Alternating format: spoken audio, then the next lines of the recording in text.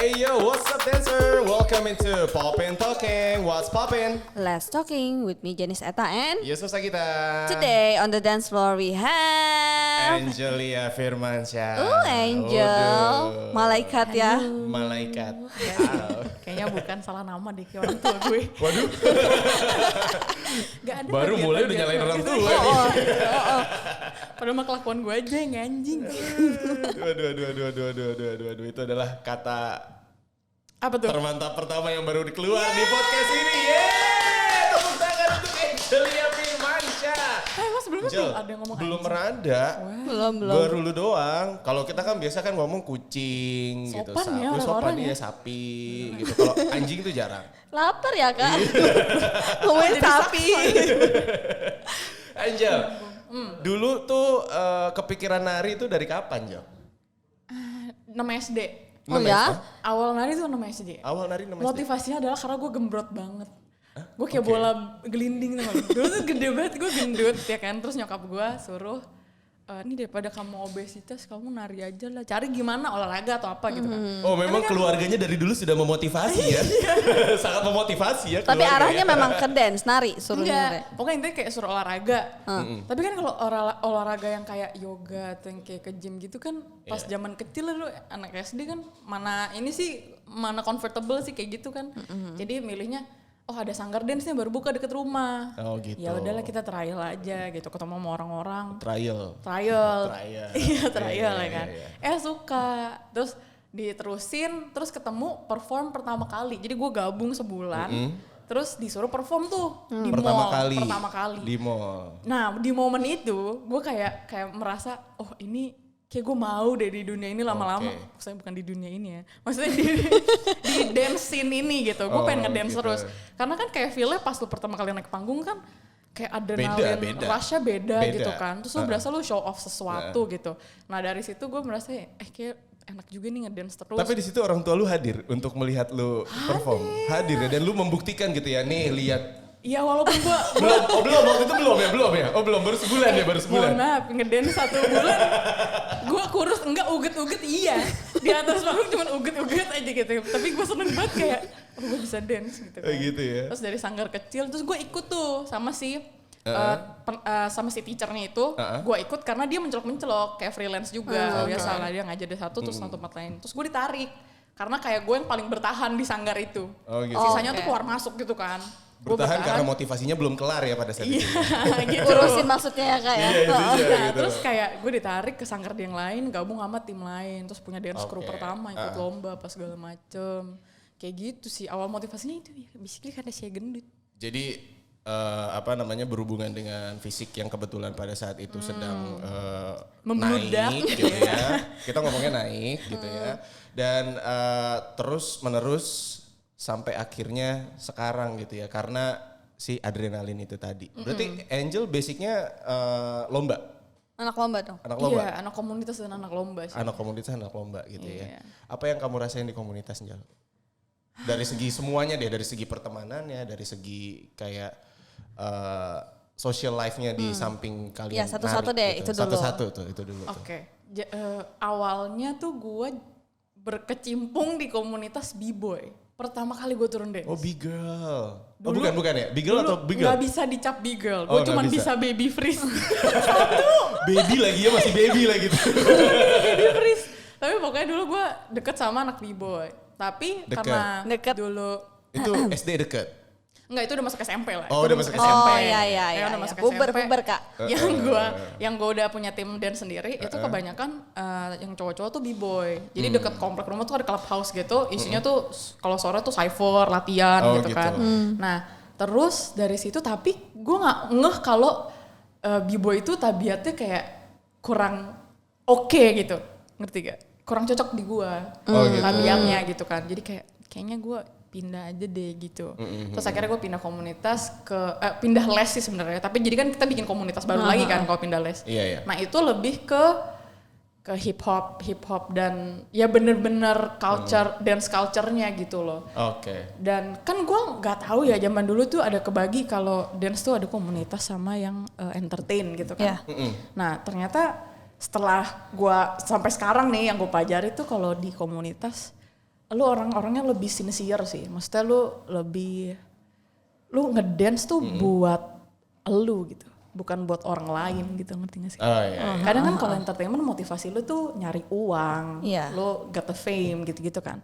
Kalau komunitas tuh lebih kayak gua tuh suka banget dance. Gue suka banget dance. Gue nggak bisa makan tapi gue tetap ngedance. Gue tetap ngedance gitu. Iya. Gue nggak mencoba mencari profesi lain. Pokoknya gue tetap mau ngedance. Kayak hatinya tuh benar-benar fulfilled banget. Once dia denger lagu dia ngedance. Iya. Itu orang komunitas banyak banget kayak gitu.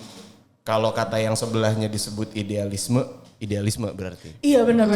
Kadang kalau ekstrimnya ya idealisme jadi bego dah lo. Tapi pokoknya passion gue dikasih makan kayak gitu. Iya, benar. Iya kan? Oh itu banyak banget ketemu kayak bener-bener real dancer komunitas tuh kayak begitu mindsetnya.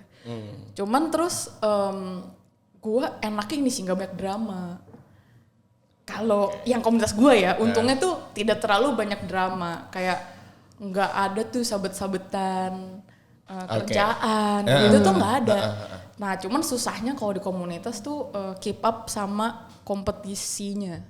Jadi kayak misalnya selalu ada pendatang baru kan. Karena nih misalnya ada event cypher, ada event battle. Tiba-tiba ada orang baru nih masuk gitu kan. Ih anjir jago ya ininya. Siapa dia gitu. Terus nanti kan kita kompetitif lagi kan. Masa gue lawan one on one sama dia gue kalah. Padahal biasanya gue menang.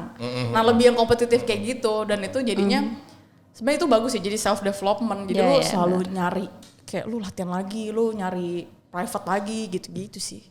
Pengalaman cypher yang paling seru? Aduh, kalau cypher gue jarang sebenarnya. Pengalaman cypher kan berarti gue ikut nih atau battle event. Battle event atau ikut yang paling seru menurut lu? Wah, itu ada namanya Oktobak. Pernah denger gak? Oktobak. Jadi pas awal-awal Kramping baru masuk ke Indo baru hype banget. Itu ada event pertama Kramping namanya Oktobak. Itu kan kalau Kramping tuh basically kayak marah-marah kan. Ngedance terus lu pakai anger kan. Poin utamanya terus kayak wow gitu kan. Itu tuh seru banget karena pertama kali gue lihat orang bisa nih ngedance sambil marah-marah. Tapi at the same time dia bisa nangis bro. Dia bisa nangis, saking passionate-nya kayak bahkan bisa pakai lagu gereja, lagu rohani. Tapi bisa gerakannya kayak marah, tapi karena dia basicnya nangis. emotion ya? Iya, basicnya emotion. Terus kalau battle, itu seru banget kayak udah mau timpuk-timpukan gitu tau gak lo? Wah itu seru banget. Bener. Tapi gak pakai emosi yang kayak gue benci sama lu gitu, enggak. Tapi emang culture-nya Kramping kan kayak gitu kan. Dan itu seru banget, kita yang nonton juga sampai kayak wah. Kalau culture-nya battle kan, lu kalau bagus appreciate lempar sepatu, lempar topi gitu kan. Nah itu udah kayak lapak isinya. Kalau lagi battle tuh semua lempar-lemparan kayak gitu. Itu seru banget sih. Dan kebetulan itu gua ditarik jadi pengurus. Oh gitu. Jadi gua ngikutin dari awal. Dari awal banget. Kayak gitu. Ini gimana nih tekniknya di Kram? Karena kan kalau sesuai dengan genre dance masing-masing itu, lu punya event battle bisa beda-beda gitu loh sistemnya. Jadi kalau Kramping, ya kan kalau Kramping lu bisa call out. Di misalnya ada misalnya 5-5 gitu ya. Nah kalau di Kramping lu bisa nunjuk orang depan lu, gue mau lawan ini, gue call out lu, kayak gitu bisa. Sedangkan kalau hip hop kan enggak. Iya enggak. Kebanyakan ya lu hoki-hokian aja, lu ambil undian, lu lawan siapa? Ketemunya Iya. siapa? Kalau dapet yang senior kalah ya udahlah gitu. Bisa aja ntar di event berikutnya lu menang karena lu lawannya rookie kayak gitu. Bisa beda-beda. Gitu sih. Jadi kayak stay di community tuh ngebuat Angel justru berkembang jadi pribadi yang tough ya, karena memang tadi yang satu kompetitif gitu kan, terus Lebih kompetitif lebih ke self development banget ya, berarti kayak lebih ke-push to banget you sih gitu dia. sih. Tapi kan kita ini taunya Angel nih sekarang ngajar lah, itu mulai ngajar, starting ngajar? Oke. Gua kan tadinya gue pindah tuh ke tempat les, tempat les ini. Terus akhirnya guru gue membuat tempat dance baru, kayak studio baru gitu, dan gue ditarik ke situ. Awalnya nggak ada omongan untuk gue akan ngajar atau gimana gitu sih.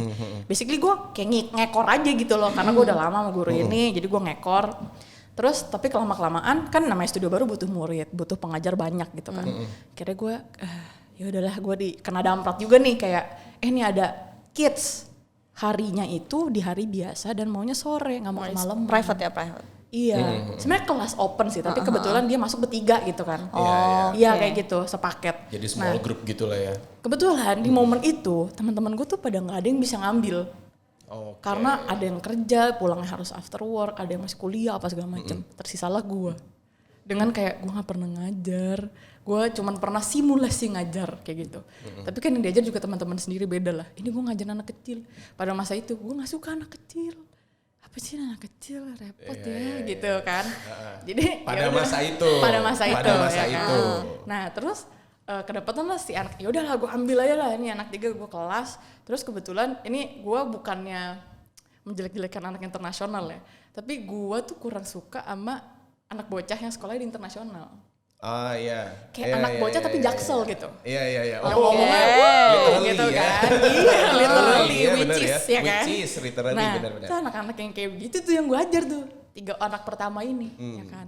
Tapi dari situ traumatik sekali. Karena gue baru adapt sama cara ngajar ya. 2, gue awalnya gak suka anak kecil cuy. Gimana caranya gue maksa gue bisa suka anak kecil gitu kan. Terus akhirnya itu hampir setiap ngajar nih, gue curhat ke guru gue ambil nangis. Kak gue gak mau kak, gue udah gak bisa ngajar anak kecil gitu-gitu. Pokoknya hampir setiap minggu gak mau. Tapi sama ada aja nih yang masuk, jadi anak kecilnya masuk lagi. Dari 3 nambah 4 kayak gitu kan. Tapi ngocol-ngocol semua. Bener-bener kebagiannya tuh anak-anak ngocol gitu loh yang gak bisa denger. Gak bisa dengerin, pay attention gitu. Atau mungkin pada saat itu gue belum tahu cara ngajarnya. Jadi gue kayak approach gue salah kali ya gitu. Tapi itu akhirnya dapat lagi di gerejanya teman gue handle anak kecil. Sebenarnya buat perform doang, perform Natal gitu. Terus ya udah ngajar bikin konsep lalalala lili gitu kan. Ternyata di situ anak-anaknya nyantol sama gue. Jadi kayak mungkin approach gue lebih ke fun kali ya kalau di project yang itu.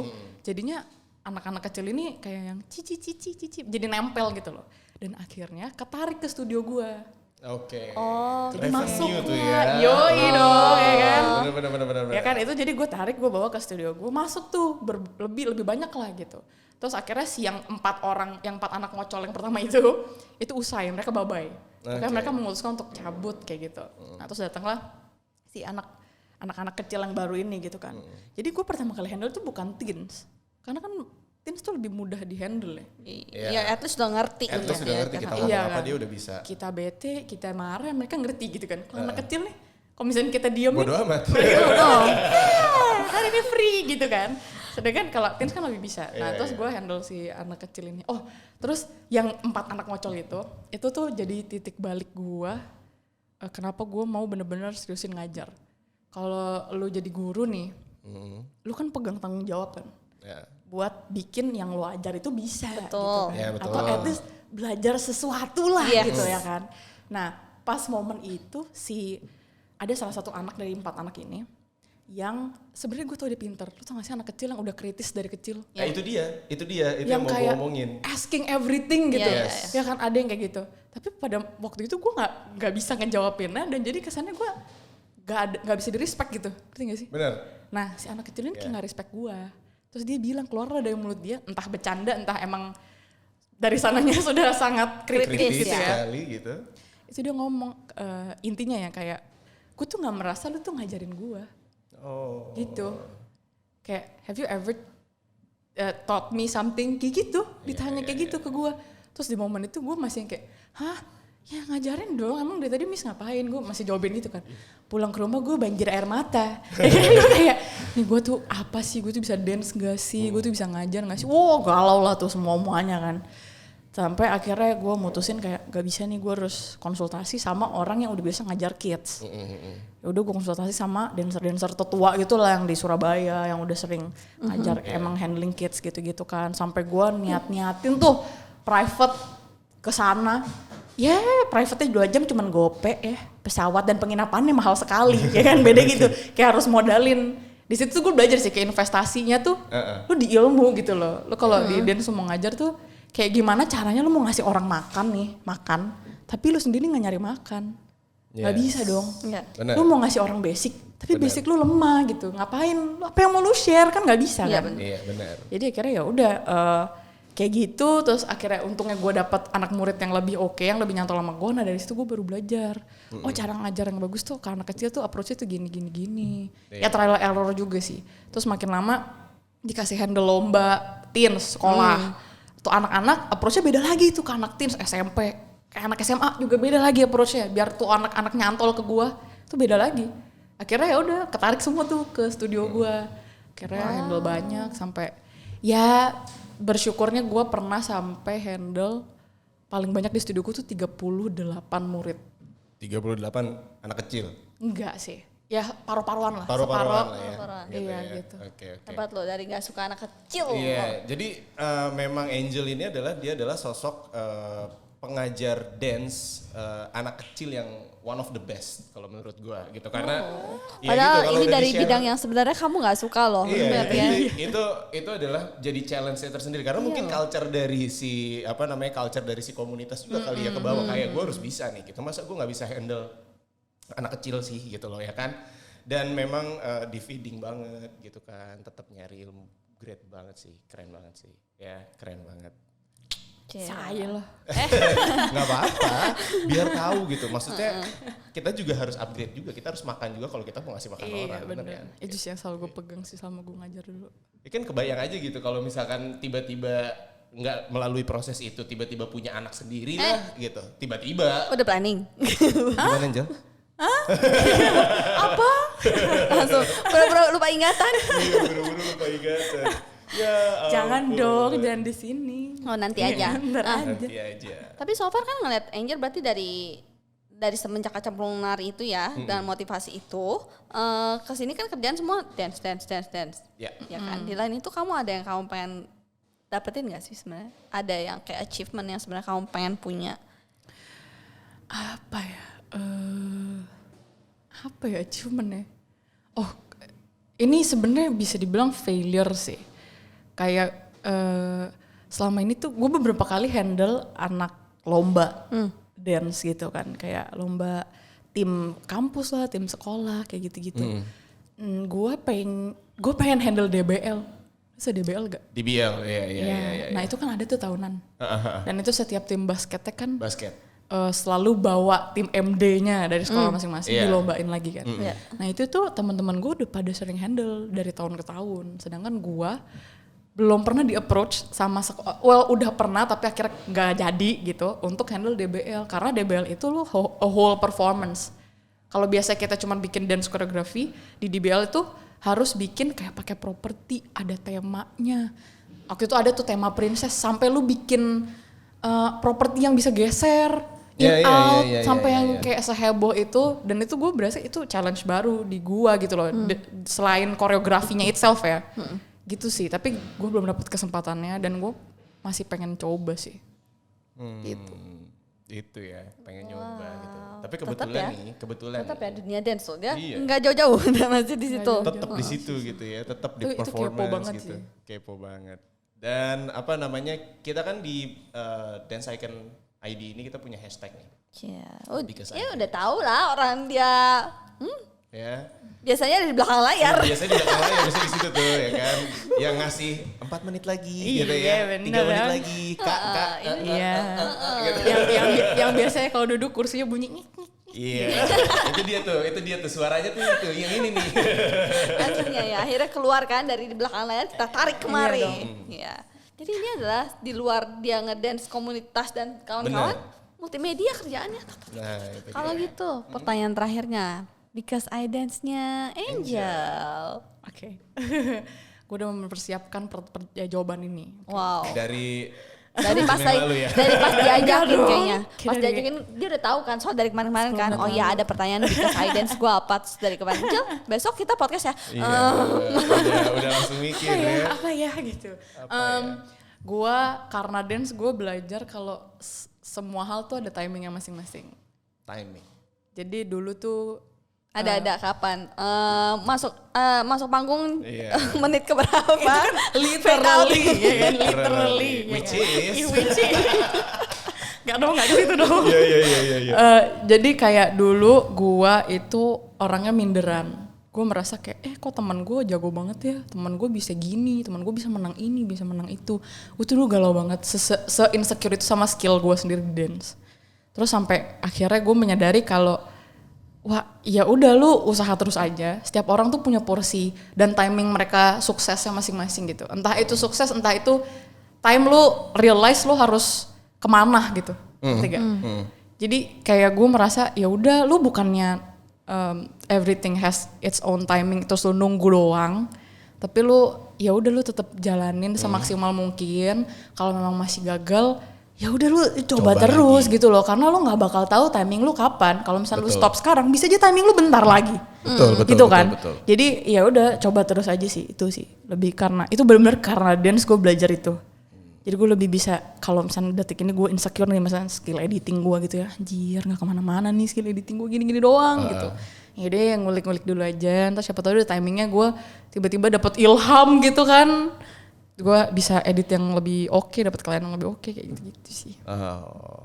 Jadi semua punya Waktunya. waktu. Indah pada waktunya ya. Jarang-jarang kan lo liat gue wise gini. Semua juga ada waktunya ya kan. Nah sekarang waktunya turn on Notification dan juga sekarang waktunya press subscribe button dan follow juga on our social media ya di Instagram dan kawan-kawannya banyak banget guys. Nantikan untuk podcast kita berikutnya lagi. Eta pamit. Sagi pamit. Dadah. Dadah. See you guys.